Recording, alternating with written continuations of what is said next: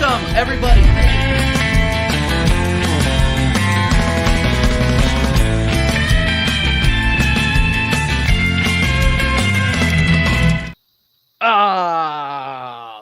Boom. Big up, everybody. Welcome to, I didn't even realize, Dal, this is episode 40 of the American Idiot Show. This is a milestone. It's Very crazy. much so. Very much so. Yeah, we've almost done. We're 3 months away from a full year. What are we going to do when we get to a full year, Dal? Well, 3 months away, we won't be lifting a trophy.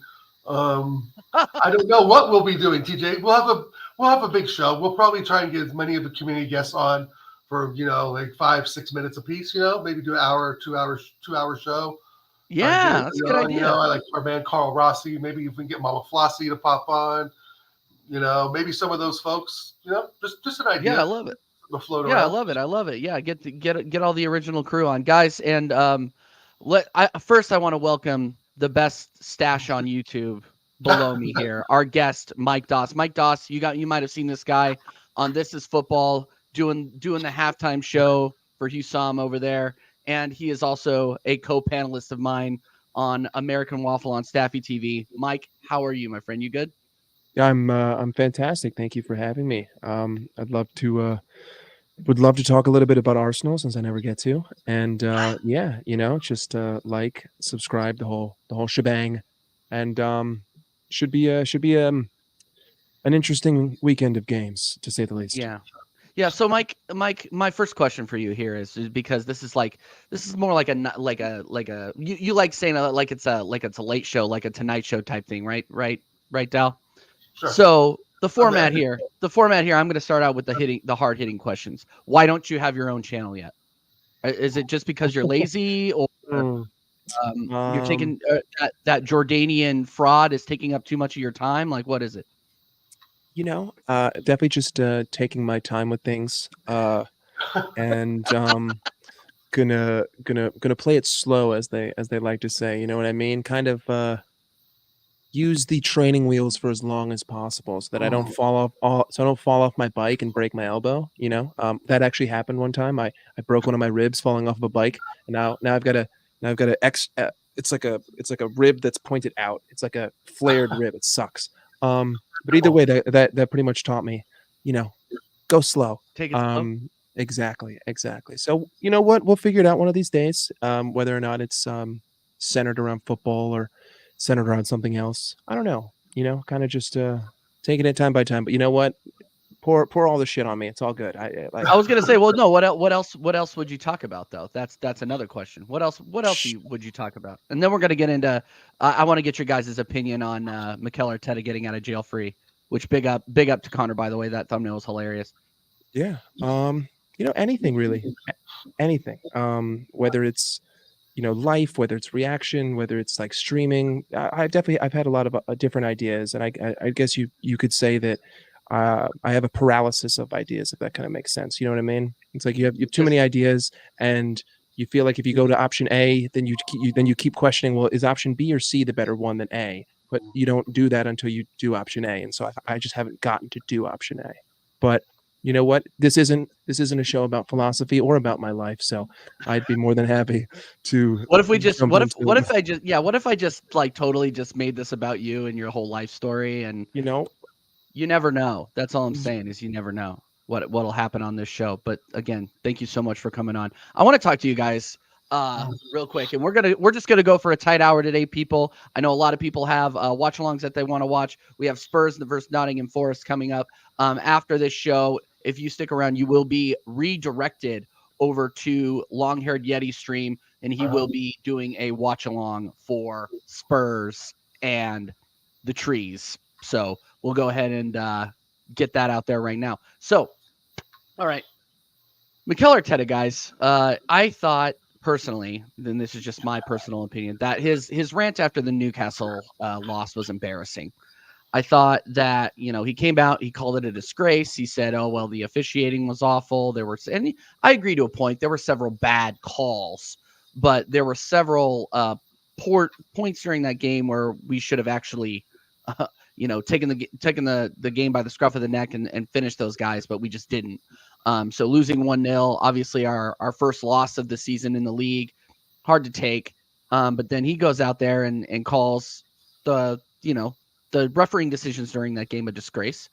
And I don't know if you guys have read it, but he essentially busted the case a little bit, just by claiming, oh, well, you guys weren't understanding what I'm saying. Disgrace, aka disgracia, means something different in Spanish. It was unfortunate. It was a translation error. And the Premier League also cited Mikel's work in helping them improve VAR processes and giving feedback. So he got off scot-free on that. But I wanted to see what Dal thought, because Dal, I talked to Connor on this, and I thought it was, first of all, I thought it was hilarious. That excuse has been, is probably one, like Johnny Cochran himself couldn't have come up with an excuse like that. But what do you think of that whole situation? And did we get away with one on that one? We totally got away with one. We totally got away with one. Good on you, Mikel. Tell him how you feel. When he said was wrong. I get that. It's like outside the guidelines or the rules or whatever, conduct, or managers, players, etc. But it's the truth. I'm sorry, that was a push on Gabriel's back, and I will I'll go to my grave with that. And I'm sorry, the ball was out of bounds. I will still go to my grave with that. It's like, but again, that doesn't stop the 4 defenders that watched the ball go out of bounds, and no one was proactive in chasing down the ball. No one was proactive in doing shit that day, TJ. So it's not like we were going to beat them 4 or 5-0 or something. So we know where the blame goes. It specifically goes on the players for not doing their job that day. And it goes on Mikel for not setting them up properly so they could do their job properly that day, which is win. So the thing is that he got off scot-free in a way, but that even pisses me off more that he's actually contributing to this VAR bullshit, that he's actually helping VAR, right? I mean, Are you kidding me? That's so stupid, dude. I've never heard so much dumb crap in my life. Like, what other there's got to be a list of managers that are involved on how to improve VAR. VAR is only, for my opinion, I don't even think they should really use it for many offsides. They should be using it mostly for like penalty calls, right? Handballs in the box, things that the referee can't see in the play, in the motion of play. It's not this, his fingernail was in front of the defender's pinky. What's the linesman for? They've totally negated the linesman job, but that's another topic for another day. But good. Mikel said what he had to say. He was angry on the day, and that's why I'm on the fence still, like you are with him, whether he's the one to take us to the promised land or not with the trophy. But I will defend him on that day because I was furious after that game. Not only, of course, number one, the performance, but number two, the officiating was absolutely abysmal that day, and all fans from all sides have seen that. I mean, I'm not the only one. Mike's probably seen it over and over. If the calls Liverpool haven't gotten screwed over at all this season. Right? Yeah, never. Right. No. So, right. I'm sure Mike saw that. Jez, Hugo, etc. We're the same thing. Now, the out of bounds issue, whatever. I get it. It's a sphere, and there's angles with the line. I get all that crap, right? But I still believe that there was a push on Gabriel. It very much looks like there was. And the referee was right there to call that. And that's, it's kind of like, okay, Newcastle got away with one. Even though I don't think on the day they outperformed us on the pitch. I don't remember. I mean, God, that was, a month ago now that the game's been gone, I think, 3 weeks. But, but we did not perform that day either. So, right, I'm not blaming the refs for our loss. But at the same time, I'm glad Mikel said what he said, or at least meant what he meant, because we all felt angry that day.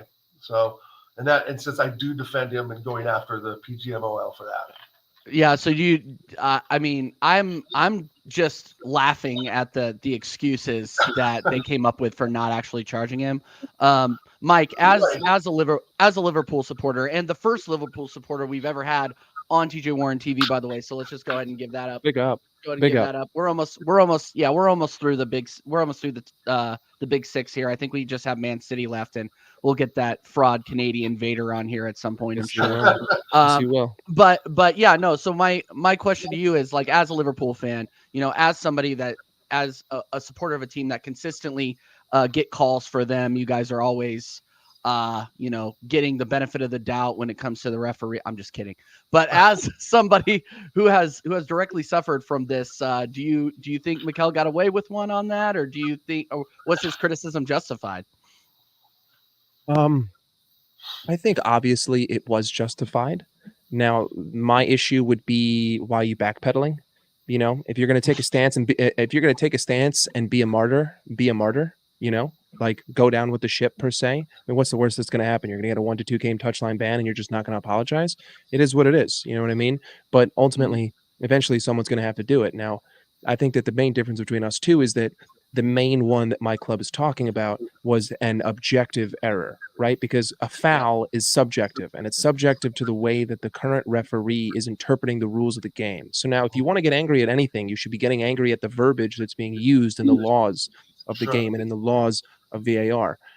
What I got screwed over on was someone was objectively onside when they were called offside. Now you can complain about the Curtis Jones, you can complain about Jota, but the only one that's in my head is this was objectively a mistake. This was a foot onside.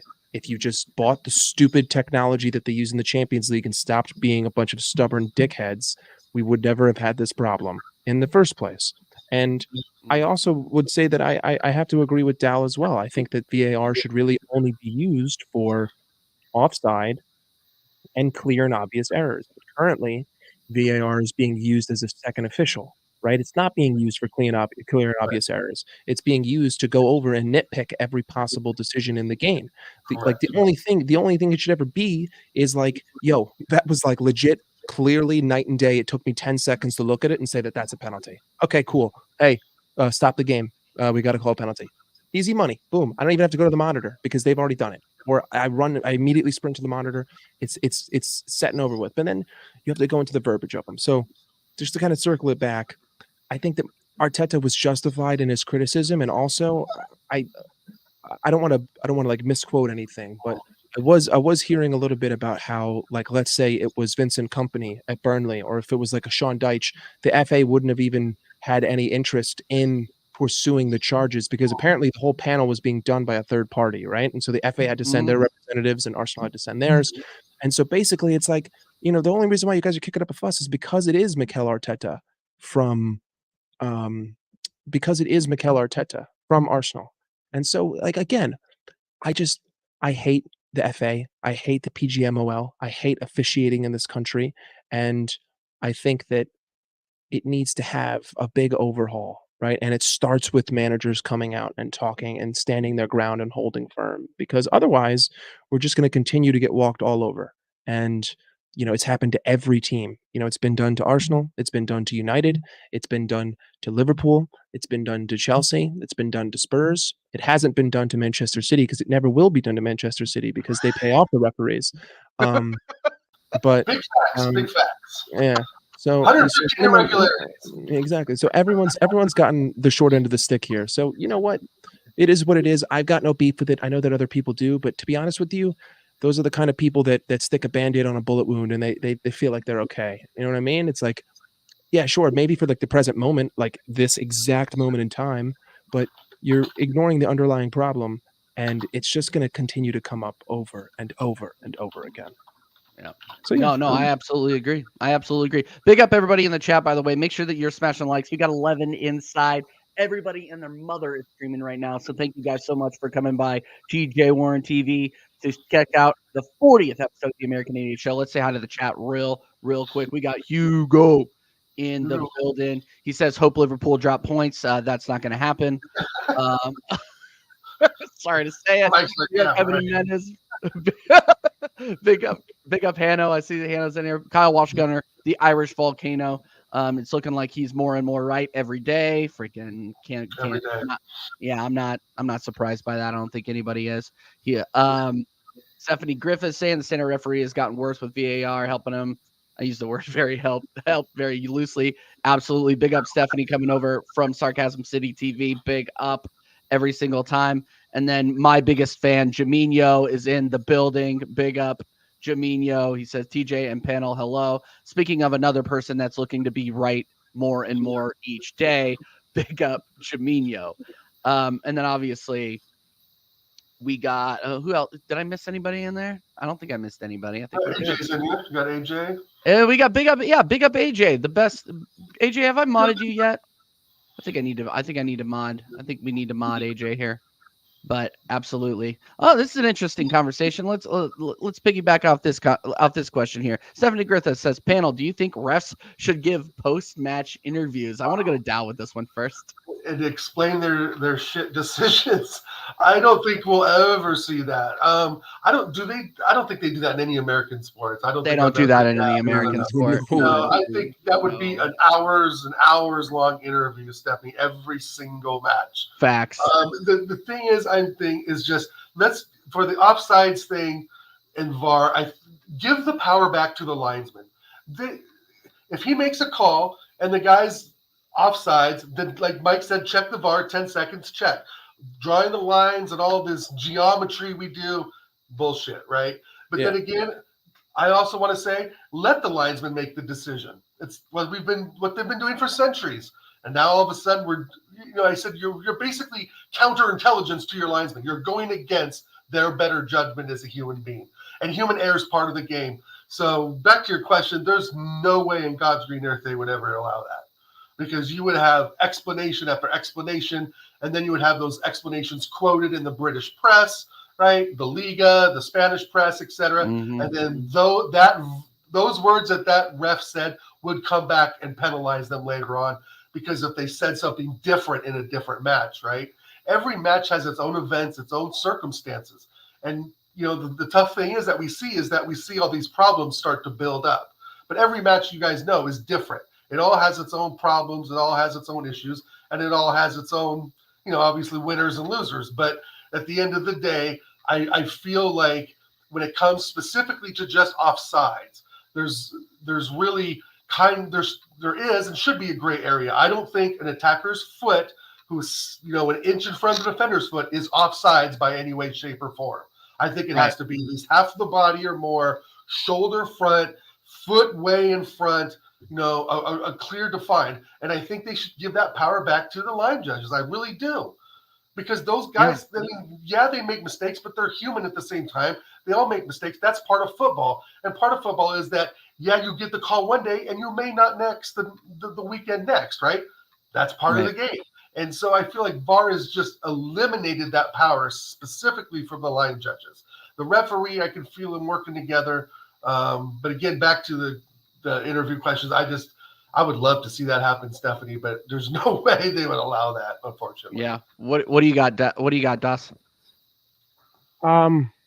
Yeah, I'm gonna have to agree. I don't think it'll ever happen, because I then think it'll become it's already the most hated position in sports, and it's just gonna only double down that factor, because people are then gonna really be like, these idiots are the ones that are in charge of managing these games worth millions of dollars.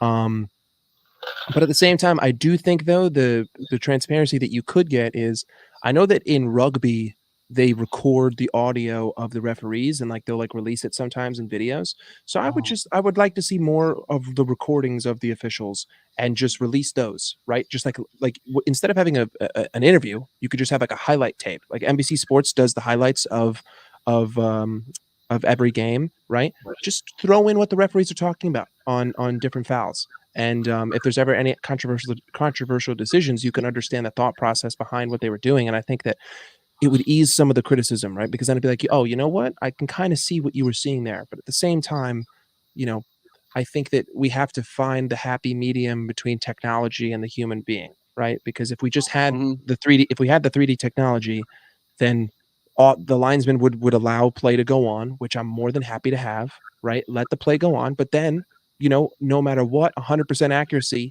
10 seconds later, he's going to get that little ding in his ear. Oh, okay, cool. Like the AI did it. He's offside. Doesn't matter. Now, if you want to change whether it's the shoulder or whether it's the knee, that's perfectly fine. But I think that having the AI there, having the 3D model is what's needed, not drawing the lines like it's fucking Microsoft Paint and then allowing things like parallax error to come in and get involved, right? It needs to be up-to-date modern technology. And then obviously, listen, everything else is subjective. So all these people who are complaining about VAR and officiating, if you have an issue, then you need to have an issue with the verbiage that's being used in the rule of law. Like, you need to take it up with how are these things being defined and what are the rules going by, right? Because by VAR, technically, it's for clear and obvious errors, and as we all know, that's not how it's used. So that's why we're all angry at it. But if the word of the law was different and it was actually being used under that word of the law, our opinion of it would obviously change with that. So, I don't know. Personally, I think that all referees in all sports should just not have a job. I think that we should just build an AI to do it all, and that way we would never have to complain because there would be no mistakes because robots would be in charge. We would get rid of human error, and it would definitely be less human of a game, but we would never be able to argue because it's just objective. Like, you know what I mean? But yeah.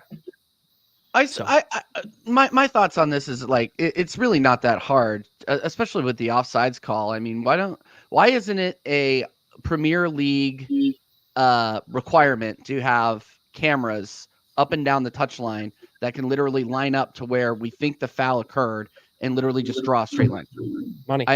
Money. Of course, it's money, but it's one of those things where like you guys, this is the highest paid league in the world. Like why, or one of the highest or the highest paid football league in the world. Why is it that hard?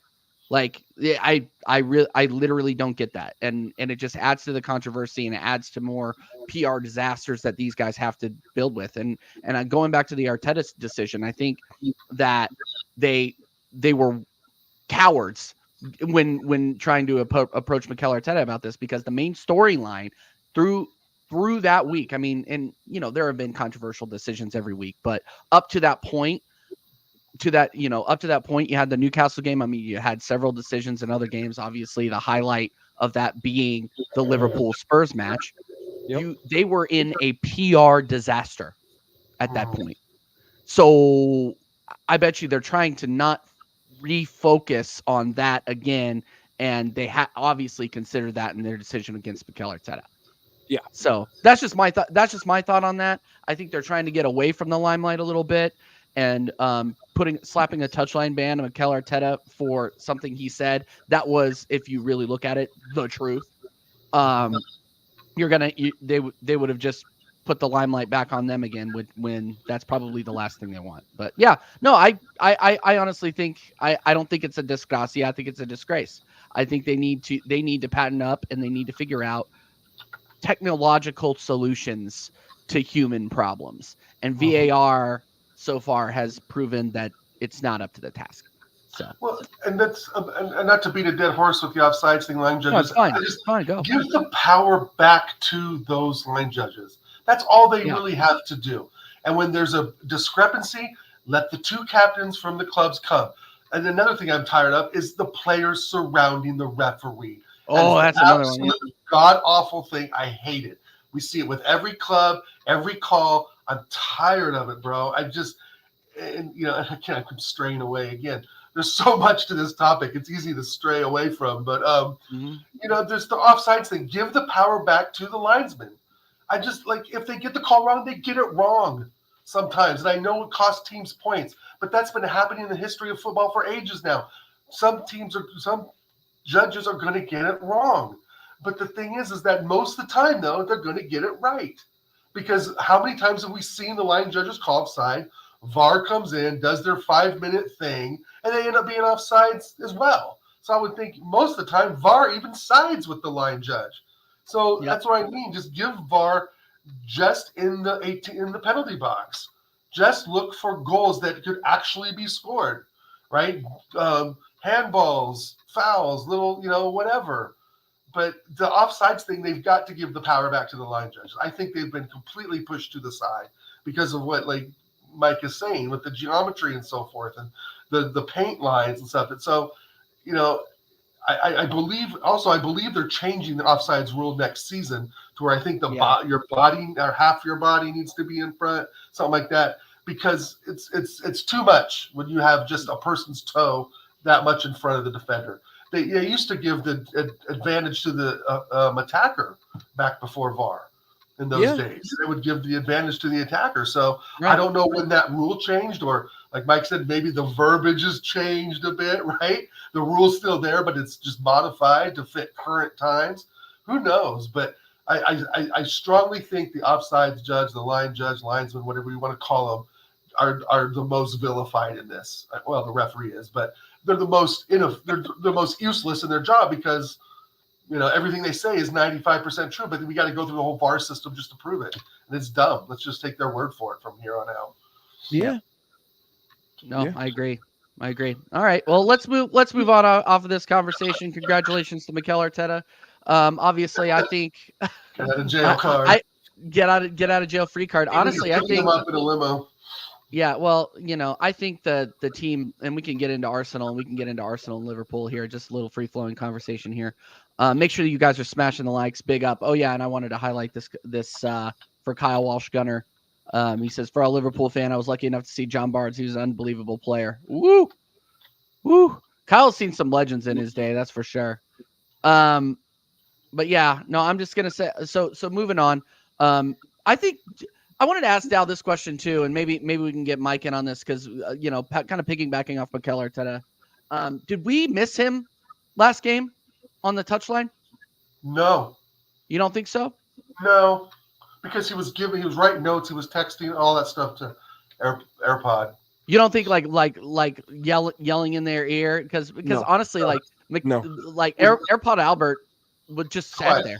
Right. No. The thing is that we play best when Mikel Arteta isn't directing plays. Right. We saw it when we played.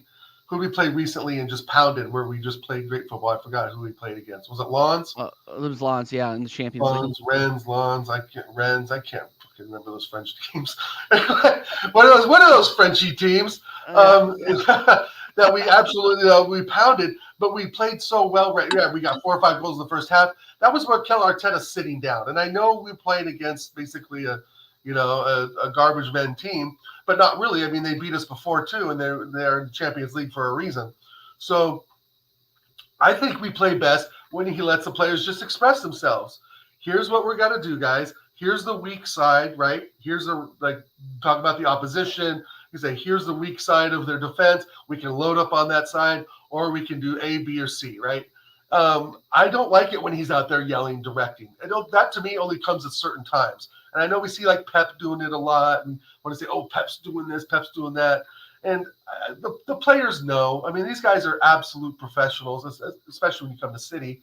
They know where to be, bro. There's no, you can't really tell a City player, what position to be in. I mean, I know Pep's doing his thing, but with Arteta, I just think he needs to let them just express themselves. I think at times, he overthinks, right? We've talked about this a few times on the show as well.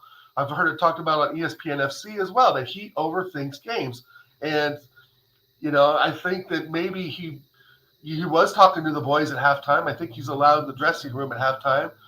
And what did we see? We saw basically a worse performance, in the second half. So I don't know how much influence he really has, TJ, on the actual coaching during a match. When I played, I just tried to listen a bit and hear what the captain says. But, our captain decides to appear when he wants to appear. So, basically they're all listening to Declan Rice right now and Saliba and Gabriel. So I just think that he may look like he's giving direction out there, but I think a lot of the time the players are just doing what they have to do. And the real problem I see is there's no plan B, right? There's no Aston Villa. We try this, we try that. Excuse me. We try Saka, we try Odegaard, we try Martinelli, and we see nothing happening, right? And that's when the coaching comes in, and that's maybe he's missed then, but I'm not so sure. Yeah. What do you think? Mike? Do you think he's just a little too active over there on the sidelines, and that I'm overhyping his impact on the sideline?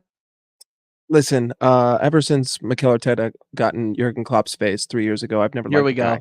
Here we go. I've never liked the guy. I think he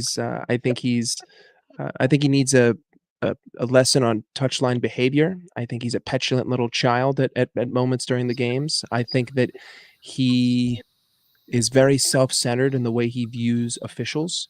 But at the same time, I don't think in any way, shape, or form. And I think it's easier as not being an Arsenal fan and watching that game, just as a objective neutral. Mikel Arteta was not needed. right? Like, I know that you guys were talking about the VAR and the penalties. It's like the penalty decision should have been something that was like deciding whether or not this game was going to be 4 or 5-1. And it was like, something that you were bantering about after the game. Martin Odegaard missed a hat trick of chances, okay? And he didn't sink a single one, right? So I don't like there's that game had absolutely nothing to do with management. That had everything to do with individual players not executing at the given time, right? Martin Odegaard didn't execute. Martinelli, he provided service to Odegaard, but Odegaard didn't execute. Saka didn't execute at the beginning of the game, didn't execute at the end. Kai Havertz, probably your best midfielder, but in the final third.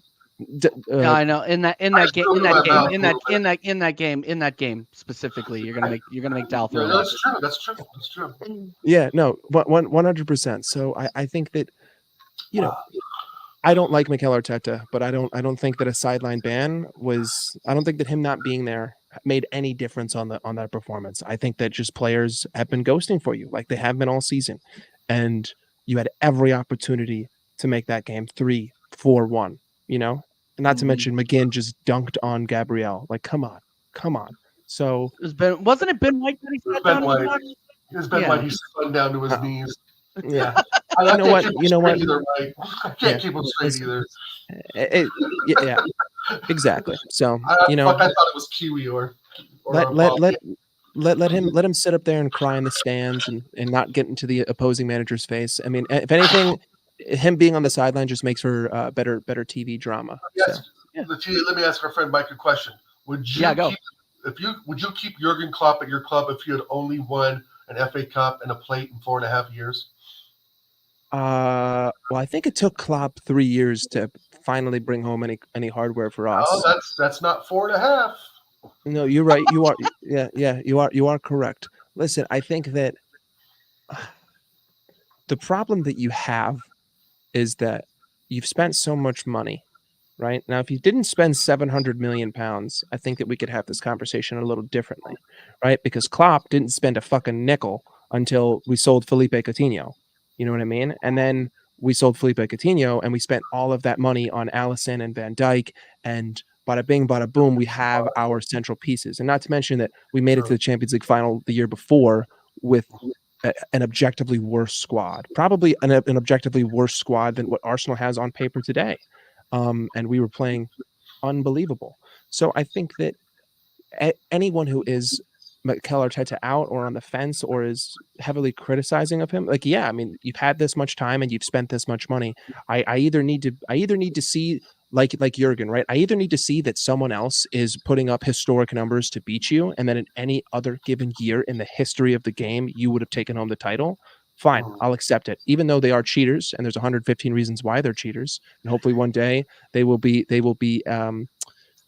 charged. Exactly.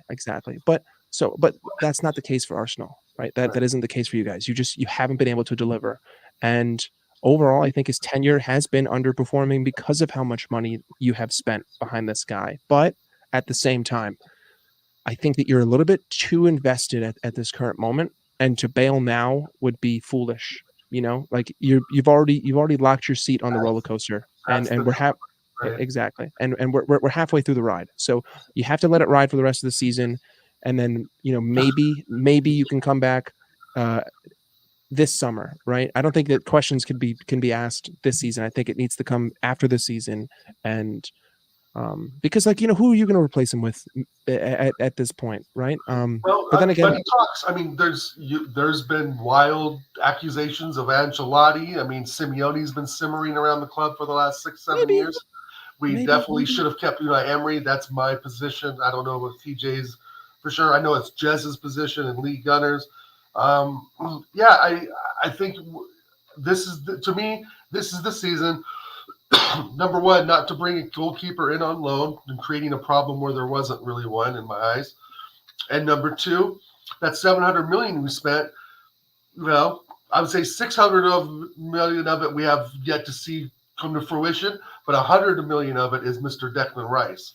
And I think as the way Declan Rice has performed, he bleeds the red and white. He looks like a very, very, very good buy at $100 million. 100%.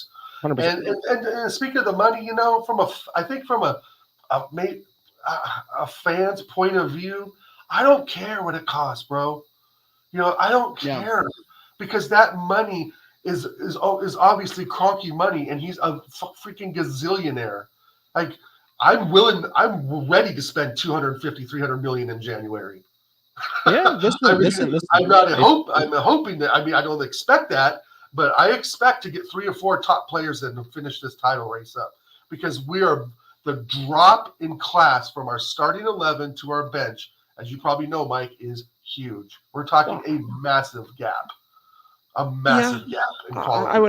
I would also say that there's plenty of elements of your starting 11 that just aren't consistent. The only player that's in and out consistent in your team is Declan Rice. I mean, even Saliba has dropped stinker moments, right? Declan Rice is just a steady 8.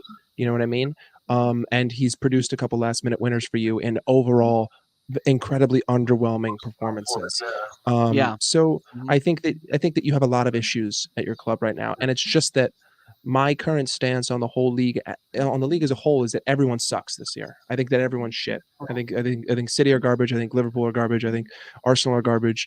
It's just a matter of who is going to be just a little bit better. Exactly. Who's just going to be a little bit better than everyone else, because everyone has I mean, I just think that the overall product of the game has dropped in quality, and that goes for all sports. I think that there's too many games. I think officiating has a big reason on whether or not people go in for tackles, whether or not people go for certain things.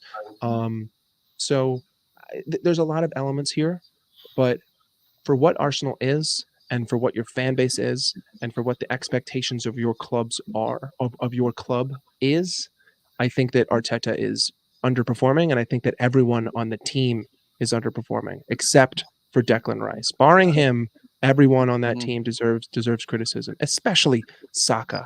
Like, come on, dude! You cannot sit here and shout at this when the man has produced the same exact GA as Diogo Jota in the same exact appearances in the last 2 years. And Jota, I mean, I don't remember the last time he played, a month ago. And how many times is Jota out for 3 months at a time?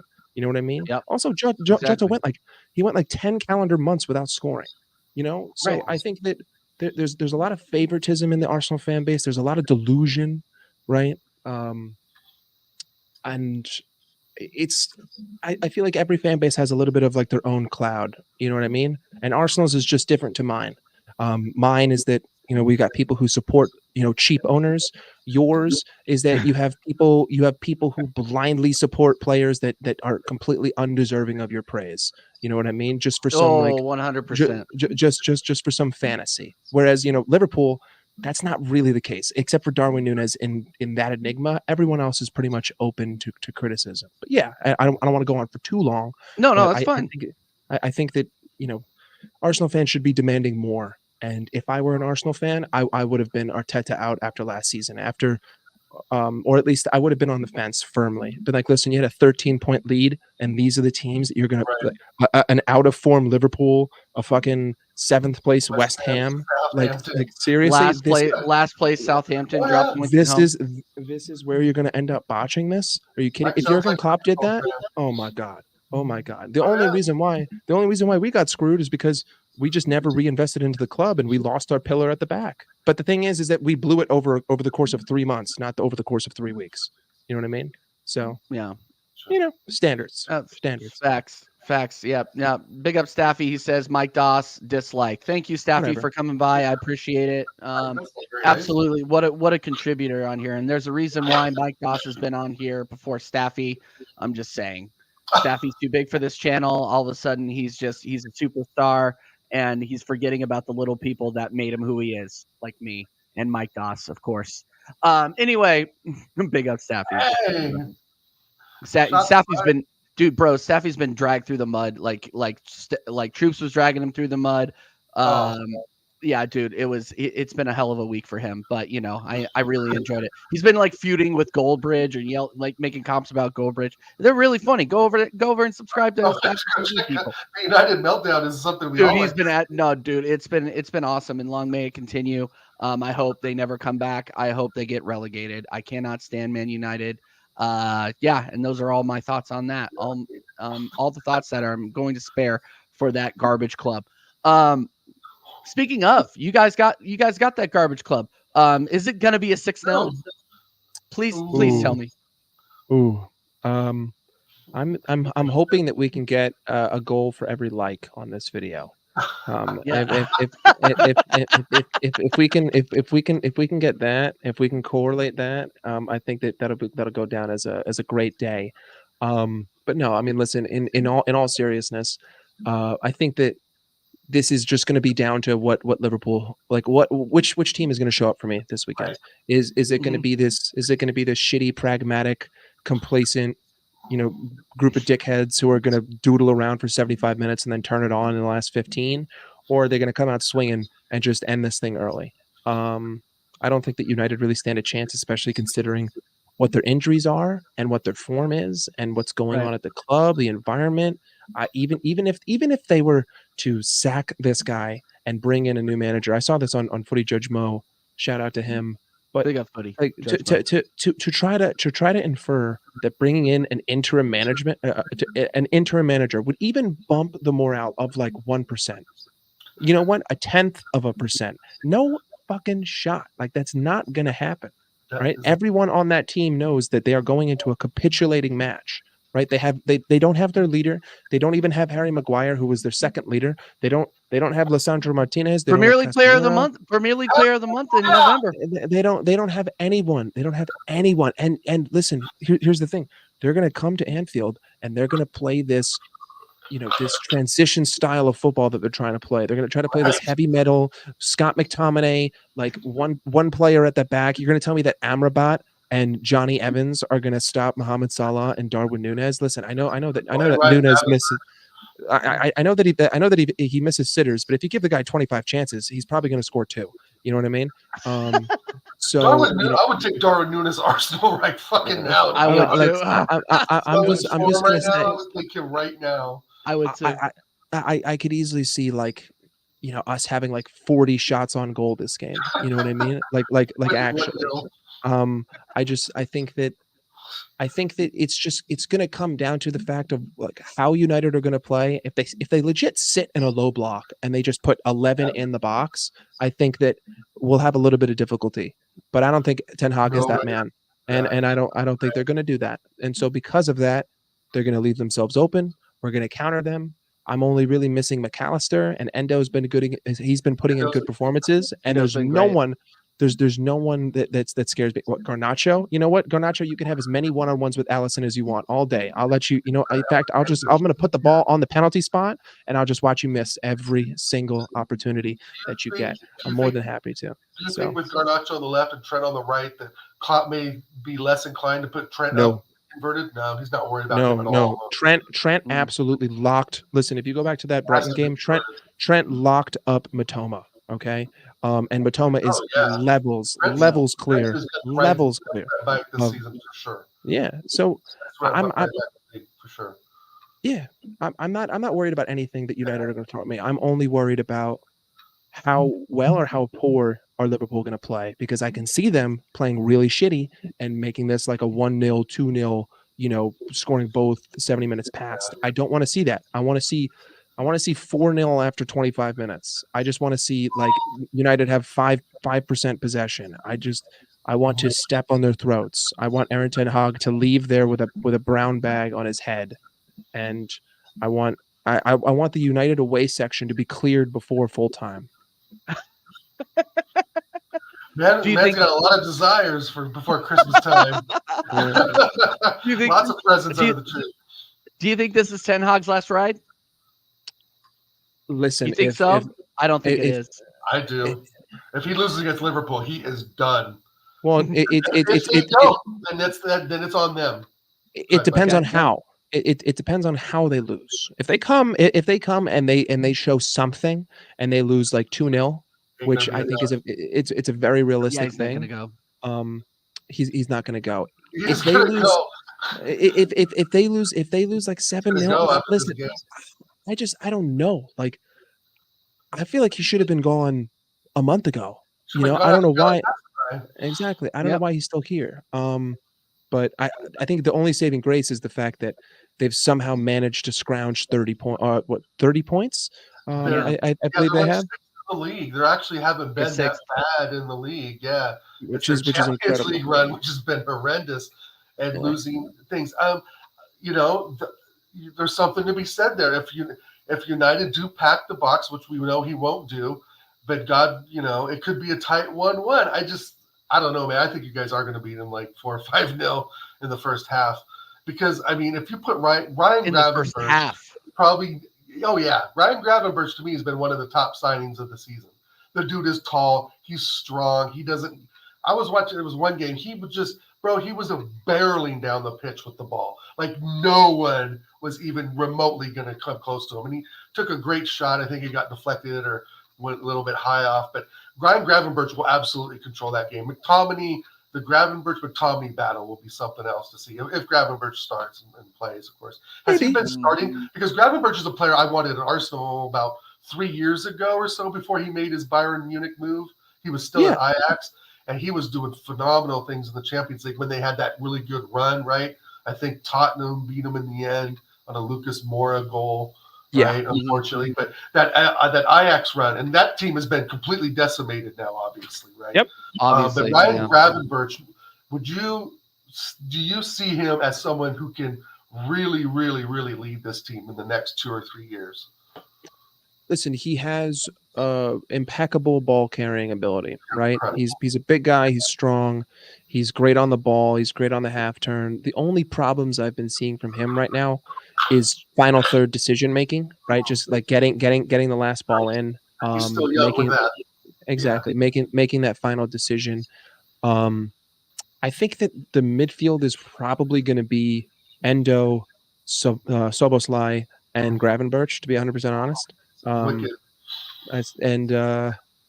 I don't know if he's going to be the person that controls the game per se. I think that if Trent's inverted, the offense will probably run through him. I think that Szoboszlai, he offers a little bit more composure than Gravenberch. I think in transition, Gravenberch is fantastic. Like if it's a counterattack, I love it. Like I want that ball at his feet. So much like silky and seasoned on the ball. Yeah, there's definitely exactly. But he isn't that general. He's not that, he's not Julius Caesar back there. He's more like Hannibal. He's just gonna run at you and slice your throat.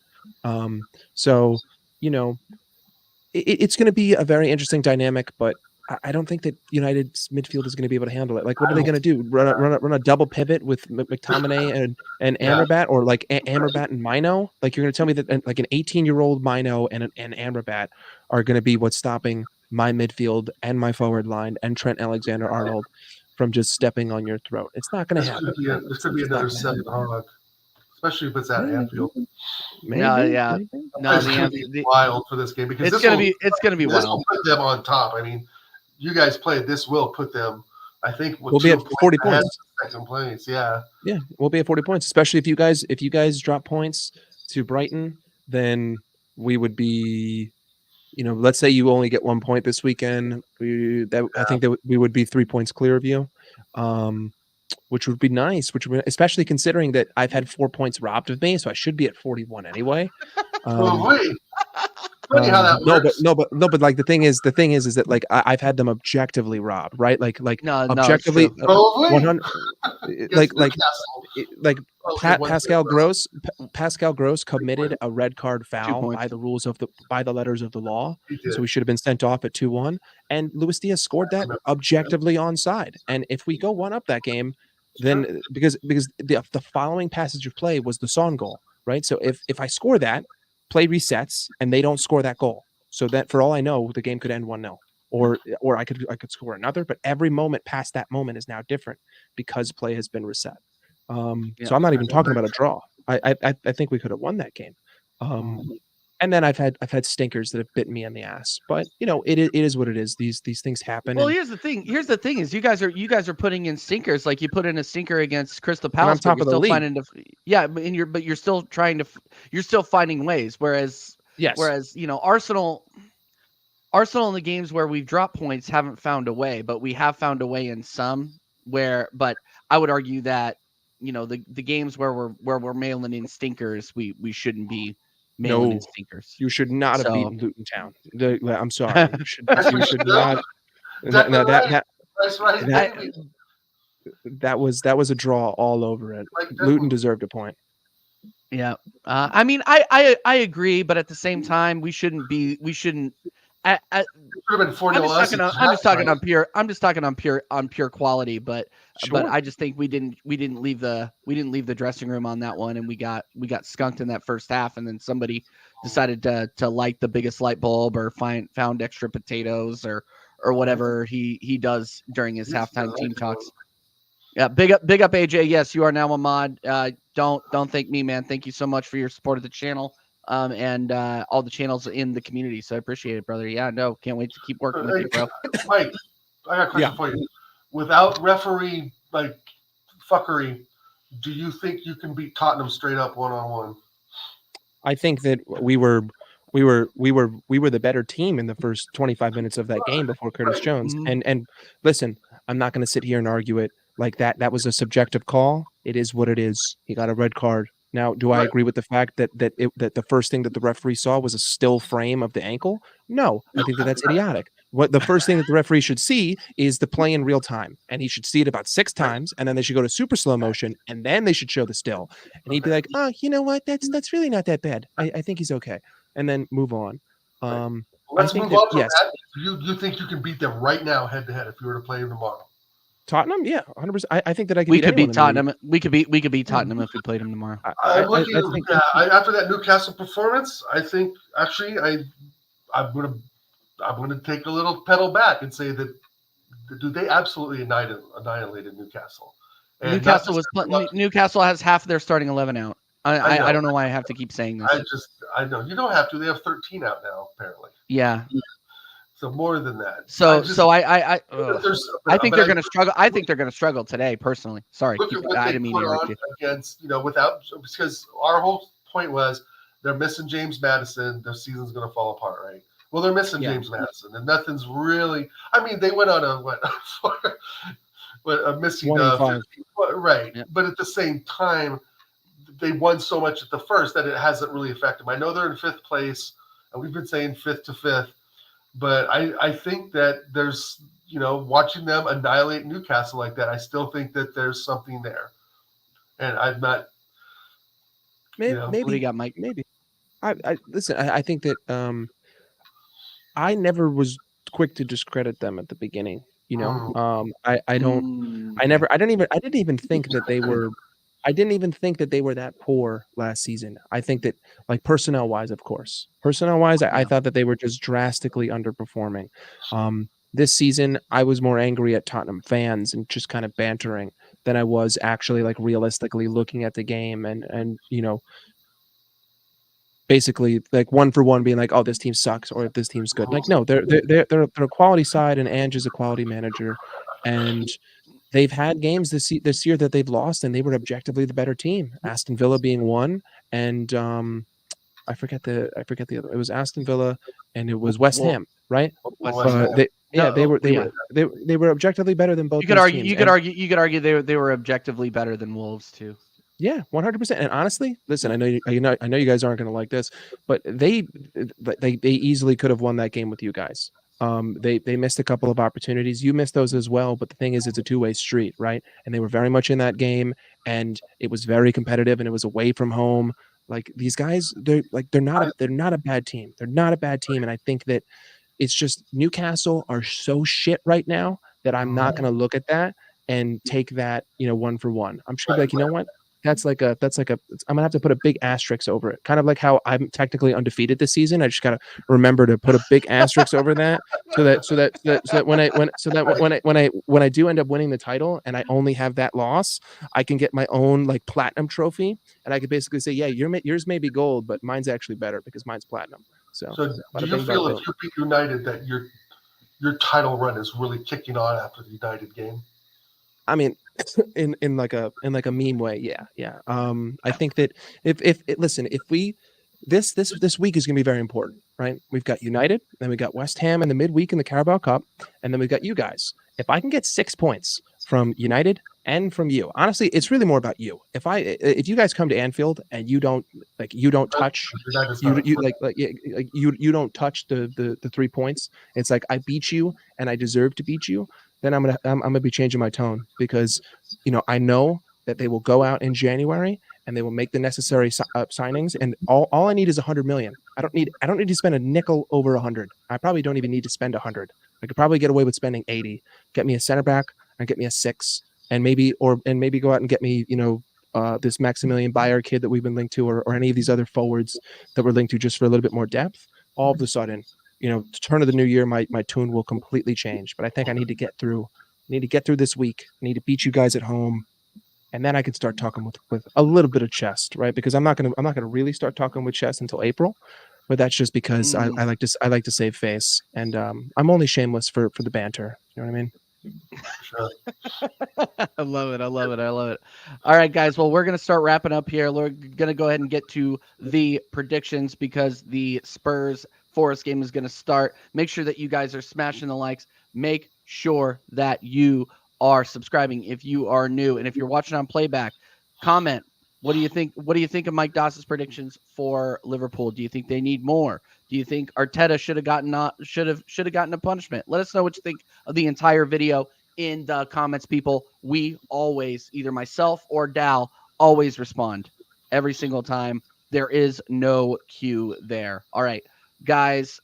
First of all, I got to start off with an apology because I have not had any time to update the scores. So the scores from the show with Lee Gunner, we're going to announce those next show. Okay, so we're going to review those next show. This week, we're just going to get the predictions. Put your predictions in the comments after the stream is over, and I will make sure that those get recorded as well. But yeah, it's just been absolutely crazy this week. We will review the last 2 weeks over next week when we have, I think Husam is going to come on next week. So that'll be a big one. Yeah. Our favorite Liverpool fan, everybody's favorite Liverpool fan. Of course. Liverpool fan. What? Mike Doss is one. Mike Doss's mustache is my favorite Liverpool fan. I was got caught up there for a second. Yeah, that's all right. Mike Doss is my favorite Liverpool fan. All right, well, we got Mike.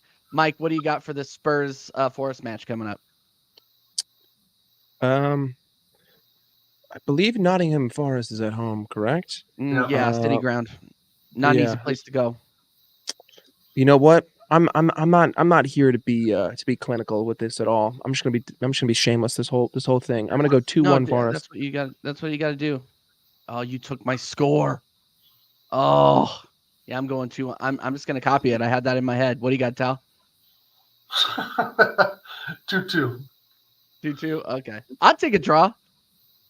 I'd be good with a draw. The shamelessness needs to stop. I know. The shamelessness from Tottenham fans needs to stop. What my heart and my mind say are definitely two different things. Exactly. In my heart, I want to go 7-0 Forest.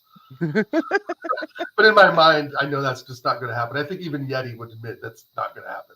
No. Yeah, right. And again, guys, remember, stick around on the stream. You will be redirected over to Yeti's channel. He knows we're coming. Just say TJ Warren TV sent you, and I will be in the chat on that one as well. All right, Luton visiting Bournemouth. Ugh. Let's go 1-0 Luton. 1-0 Luton away. Okay. Bournemouth just beat somebody like United? Bournemouth just skunked United 3-0. Yeah.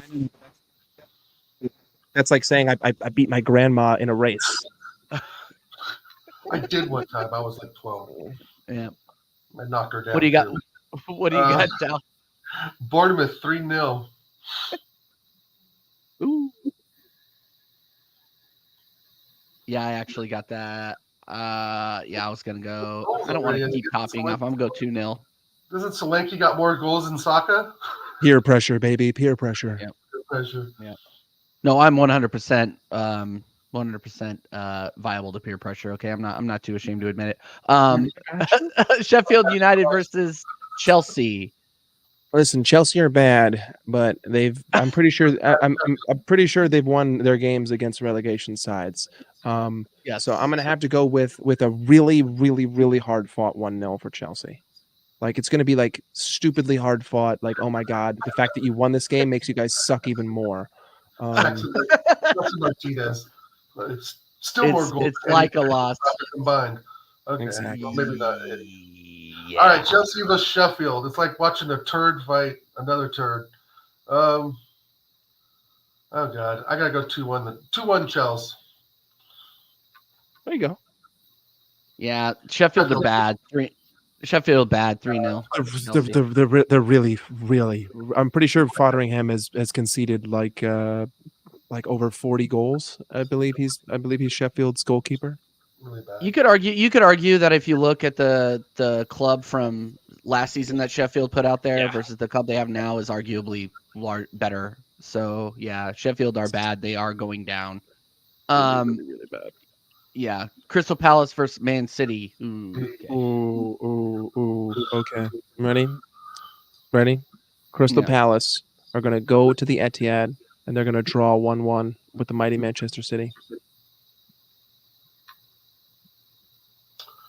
That's out Massive. there. I think that's out there. I told you. Listen. You have to be egregiously shameless. That way, if you get it right, you're a genius, and if you get it wrong, it's like, well, you're just an idiot. There you go. Okay. Well, fair. That's fair, actually. All Big up football history. Big up Sheik, yo. Big up Appreciate Sheik. it, Well, I think Crystal Palace are shamelessly going to go to Man City and are going to get pounded 4-0 by Man City. And that's perfectly fine. Son just missed a really clear chance to go up 1-0. By the way, Hopefully that's a sign. Come on, God, it's been 3 minutes in. That's a sign. All right, we're gonna keep going through this. Crystal Palace is gonna lose 3-0 to Man City. Mm-hmm. It's just gonna be bad. Oh, this is interesting. I want to hear everybody's thoughts on this one, even if they are shameless. Fulham, Newcastle. Listen, the interesting thing about Newcastle has 26 points. Only 5 of them have come away from home. Right? They've won. They have 21 points. They've won 7 games at home. They've only lost 1 to my team with 10 men. You're welcome. I'm the only one to do it, and I only had 10 men.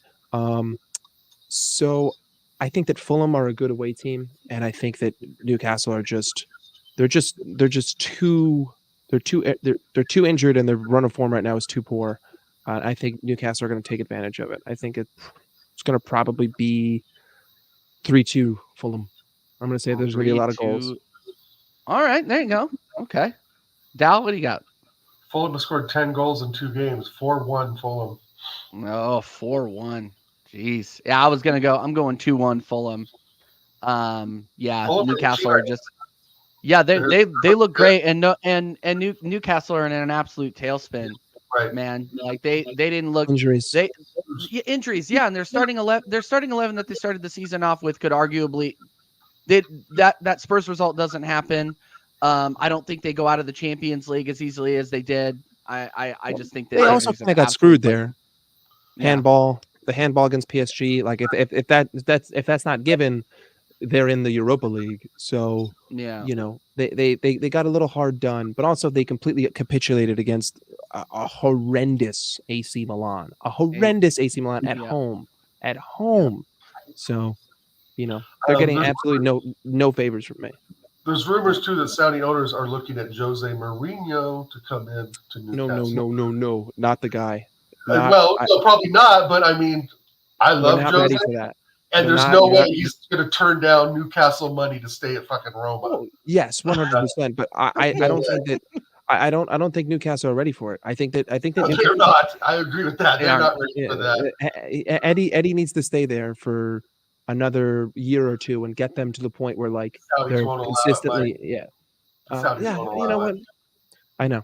I mean, I'm 100% with you, but if they end up the season in 9th or 10th or 12th, 13th, 14th, there's no 7th. Way they're going to keep Eddie Howe. I think they're probably going to end up 7th. I think they're going to end up 12th or 13th. I think. Oh, really? Dude, they have 11 or 13 injuries. I mean, if they get 4 of those and bans. Is that really that much of a change? You get 4 more players on the bench that you still have to wait out for match fitness for 3 or 4 weeks. I mean, it's bad. Maybe. 11 injuries is bad. But yeah, maybe you're right. And then Newcastle are still an organized squad under Eddie, so who knows? But they're not ready for Jose. I would agree with that wholeheartedly. I got you. Yeah, 100%. All right, moving on. Everton versus Burnley. 2-0 Everton. Yeah, it's easy. Everton are on a roll, and Burnley, Vincent Kompany. How did you tear apart the championship and then just come into the Premier League and bend over? Oh my God. Yeah. Burnley at home. 2-0 is a very, very 2-0 is a good score. I got to copy our man Mike because that's very seeable.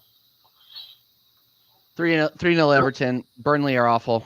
3-0 Everton at home to get wiped out. Wolves visiting the London Stadium. 2-0 West Ham. 2-0 West Ham. That's got 1-1 draw written all over it. I actually. No, Wolves are kind of in the trajectory too, right? After beating Tottenham, but I think didn't they lose last weekend? They beat Tottenham one weekend and lost the next, right? Or drew? I don't remember what. Hold on. Yeah. Let me look. Sorry to get you off. No. I'm actually. That's actually going to inform. That's going to inform my decision. I'm not even going to lie to you. TJ's serious about this shit, Mike. You can't. I am serious. I am serious. Oh, they drew against Forest last week. They drew against Forest. Right, but they beat Tottenham and they won, I think, 2 or 3 games before that. So they're that was at home though. This is away to London Stadium, which is not an easy place to go for anyone. True. I'll go 1-1 draw too. That's okay. Yeah, I'm not sticking my neck out on the line on that one, and I'll probably lose because of it. Aston Villa visiting Brentford. Aston Villa are one of the worst away teams I have seen in a long time compared to how good they are at home. So I'm gonna have to say that Villa are gonna lose this game, and I'm gonna say 2-0. Oh, okay. Fantastic. That would be incredible. What do you got, Dal? But unfortunately, I got 3-1 Villa. Yeah. I know they're not. Yeah, and Mike's right. They're not that good at home, but dude, he has them playing right now. They got spanked by Forest at Forest. They did. Yeah. But I think Unai Emery's on a run of games now. He sees them in the top 4. He sees them as I think he sees something with this squad. But yeah, we'll see. It'll be a tight game for sure because they are not that good at home. Yeah, I mean, 100%. 100%. Okay. All right. The games of the weekend. Brighton visiting Arsenal. What do you got, Mike? I'm just gonna have to be that guy. I'm sorry. You are gonna be that guy. I'm just gonna have to. I'm just gonna have to be that guy. Listen, I know that you guys have only conceded 4 at home. Oh, I'm sorry, 5 at home. I think this. Oh no, 7 at home this season, I believe. Well, you know what? I'm gonna be like you. I'm gonna triple check my stats. Triple check it. I'll just go ahead and give mine now. Oh, I'm sorry. You've conceded 8 at home. Yeah. There you go. You've conceded 8, and I'm gonna say that after this weekend, it's gonna be 10. I'm gonna say 2-1 to Brighton. Oh my God. Blasphemy.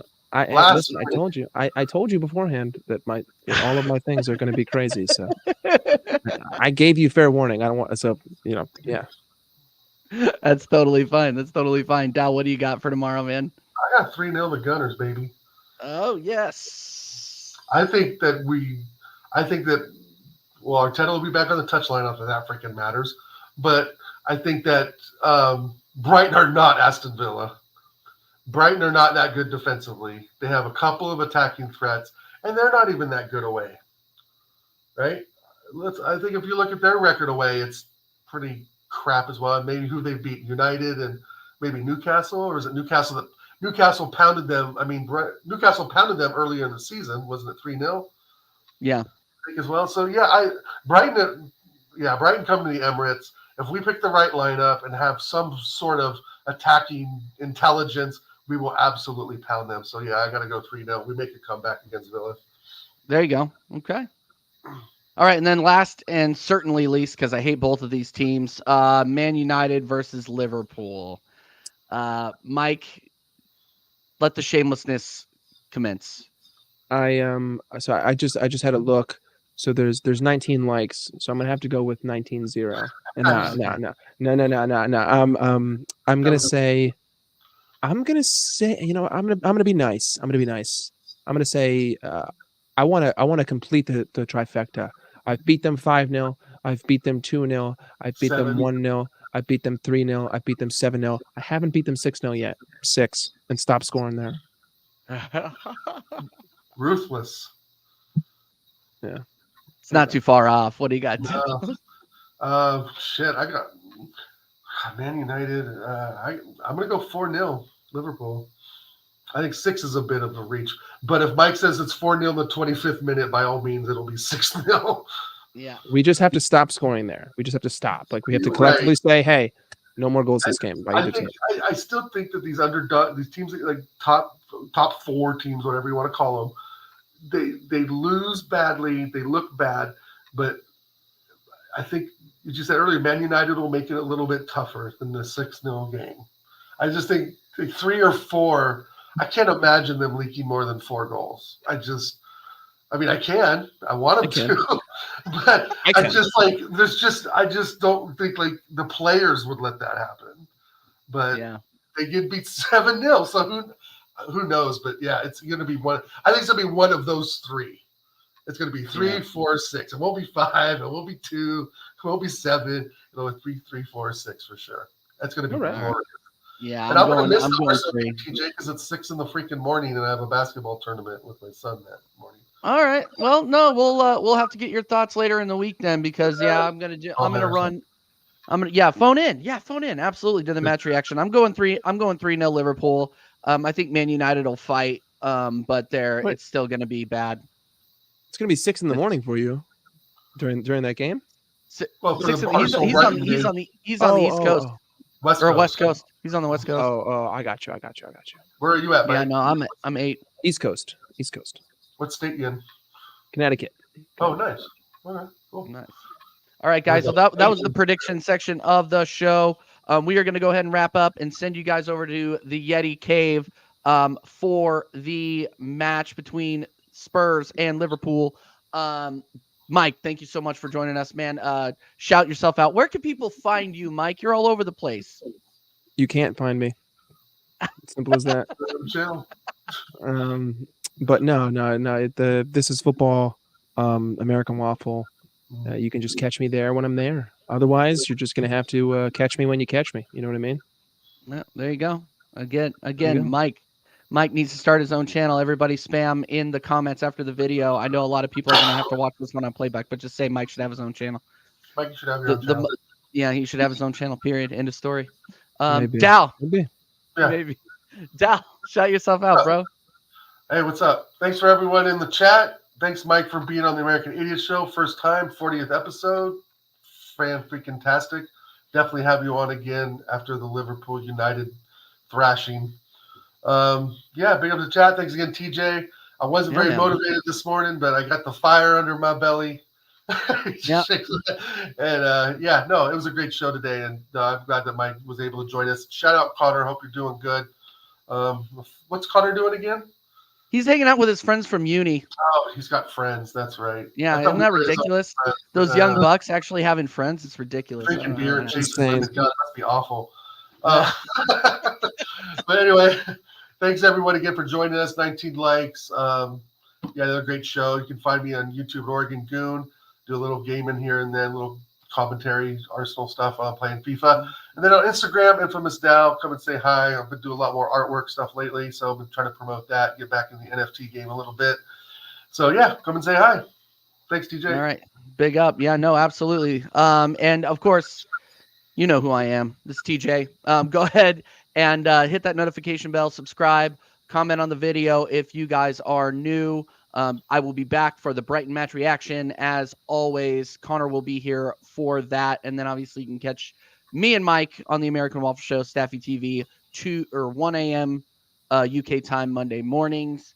And I believe that is 8 p.m. on the East Coast. Until then, guys, we'll see you later. Tell the Yeti we said hi. Come on, you Gunners. Let's go.